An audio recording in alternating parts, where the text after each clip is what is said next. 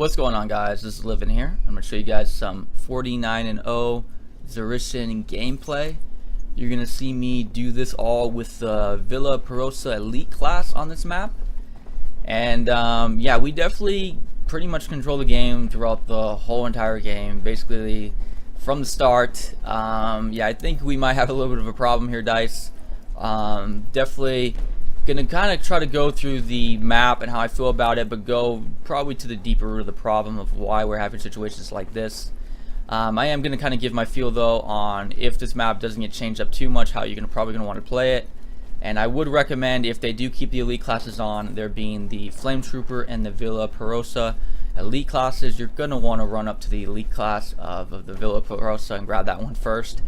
Definitely, usually been grabbing the cavalry class and sprinting out over here, finding that a better option than running here. I couldn't grab a cavalry class in this situation, so I ran over here. But the meta right now is everyone's just taking their cavalry class and running it towards the B, so no one's really too concerned about this elite class over here.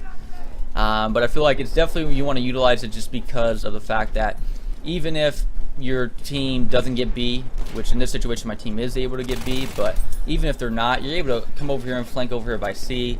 You're already right here, and you're able to easily just mow down players. No one's going to kill you unless you do something really dumb.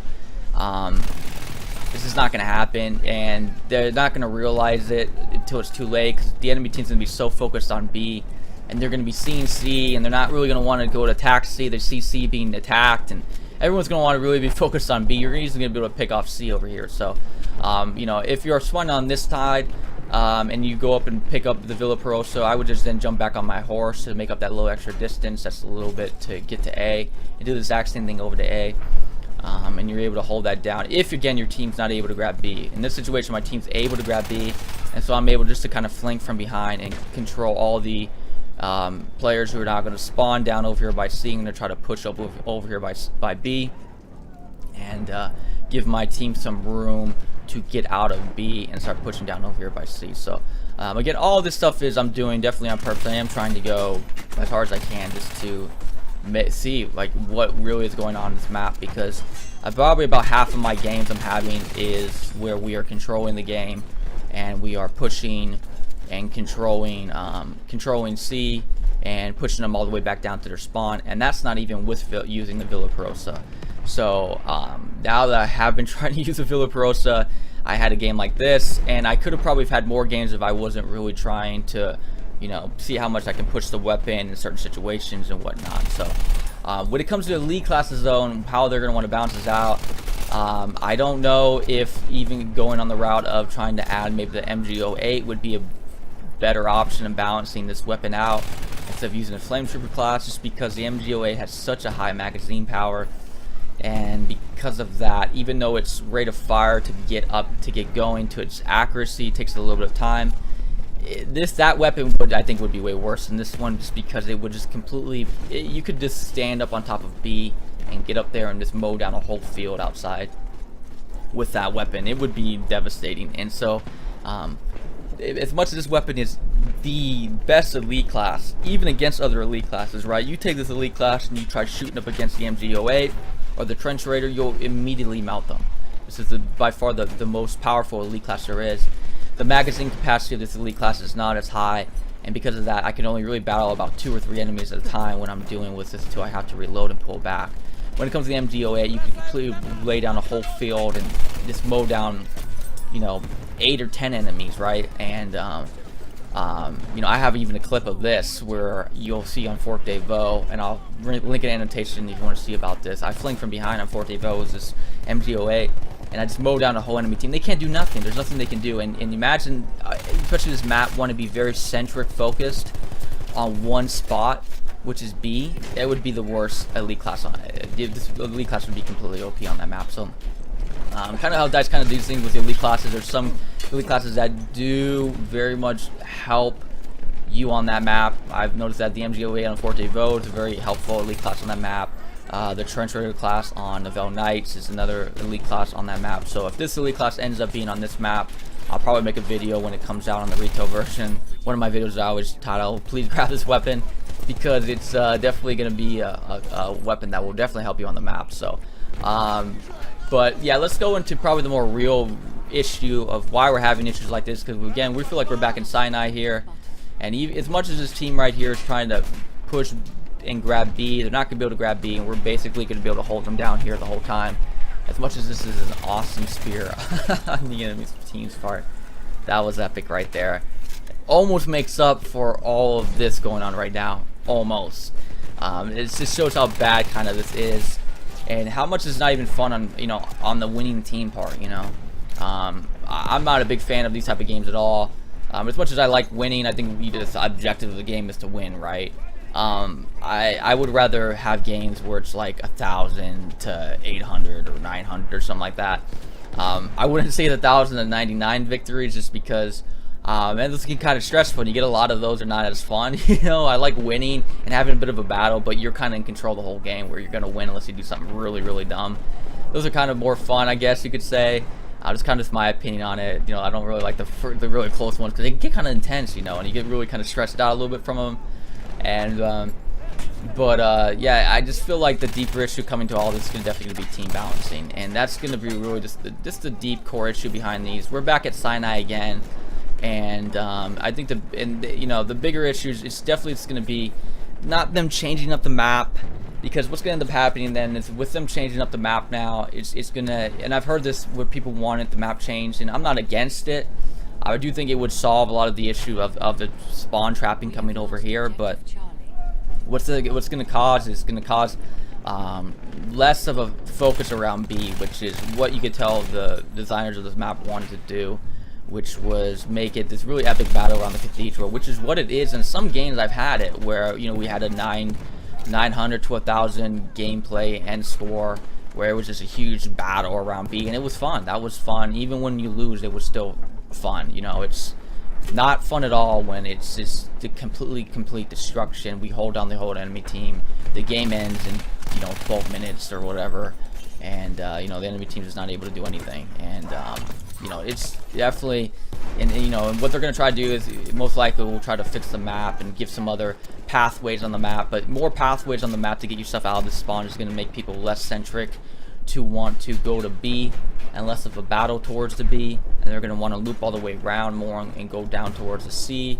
And you know, it's going to be less of it, not as bad as you add another flag. You add another flag on the map, definitely going to take away from B. So I know not necessarily going to add another pathway might not necessarily mean less people are going to want to, you know, go down and make it more centric focus around attacking A and C, going back and forth with that. You know, if you definitely add a flag, it's definitely going to take away more from that. So it's not going to be as much of a battle. It's going to be a battle, of course, but not as much of a battle, which I've had over already, where, you know, people are just battling around B. There's just a bunch of players around B, and everyone's shooting, and it's fun. I'm not going to lie. I like that approach. I like how they have that. But if they're not going to fix the team balancing, which is not the primary focus right now, we all know that. You know, we're still going to end up having these problems, and then they're going to have to adjust the maps and how they want to go do things, and it's just all just kind of gets messed up and falls out from there. So again, I feel like the underlining cause to all these issues, the root cause to it's definitely going to be team balancing, and it's something I need to educate myself on about more. I mean, I know a little bit about it, but I'm the type of person who really likes to understand the issue before I really start talking about it. So I'll probably do more research on it, and probably a video more about that more in the future. But yeah, I definitely think it's going to take team balancing to fix these issues and have the map play out how it wants. You know, of course, you're not going to solve this completely no matter what you do. You're always going to have situations where you're going to have the enemy team. It's going to hold down your base, but I think they can eliminate a lot of it. It's definitely it feels like half to half, 50% of the time we're getting it like this. But this is coming from my perspective, of course. I've had it only one time where it's happened to me, and it finally happened to me yesterday when I was playing with the Villa Perosa, and I, instead of at the very beginning of the game flanking and capping C, because the enemy team capped B, right? So I was like, okay, well, let me see if I can flank from behind and try to cap B by myself, all behind them, right? So I was coming up from behind them because Villa Perosa spawns closer on C side, and I spawned down A, right? And so I did the exact same thing at the very beginning of this game, went into B, and I wasn't able to cap B just because of the sheer amount of players. that are there. The Villaprosa only allows you to, fire really only a certain amount of times, and then you have to reload. And I was getting so many bayonet charged and shot at. You just can't do much, right? So that's why I said the MGOA would be pretty damaging if you have that, because I feel like I could very much just hold down a whole side with that weapon, and I could just take so many people's attention onto me, and you could really control the game, I think, with that weapon. So but yeah, I wasn't able to hold it down. Now, I normally, what I would have done, I would have, the smart play would have been to go down the C, right? I would have been able to cap C, would have been able to avoid the situation, but, we wasn't able to cap C, and then they held us off at B, and my teammates weren't able to get out towards A, and then we got stuck over there, and again, I was looking at my team, and, my team just wasn't, understanding what they were doing. It's definitely... I wouldn't actually say the other team was the better team, or they were like really good players, but the enemy team was my team was they just did not know what they were doing at all. So yeah, so it's just I've seen it happen to me once, but I'm not trying to say it can't keep happening to me more or whatnot, but a little bit of some plays that you can do, certain things you can do can definitely help your teammates out. So, grabbing the Villaprosa would be a good start. This is going to be on the map. No one seemed to take any type of consideration about this at all. I was even able to run up to it, not even speeding on the spawn side where it's going to spawn. Right? This is meant to be for the people who spawn at A, and I'm able to run up there and go pick it up. That just shows how just not being focused at all. And you can at least help your teammates out a little bit by doing something like that, grabbing this, and then if the enemy team's able to, grab B, you can easily come up and sneak up from behind and grab the other base that they've left, and no one's really going to take seriously. They're not going to realize how much of a big issue it is, because everyone's going to want to grab B, right?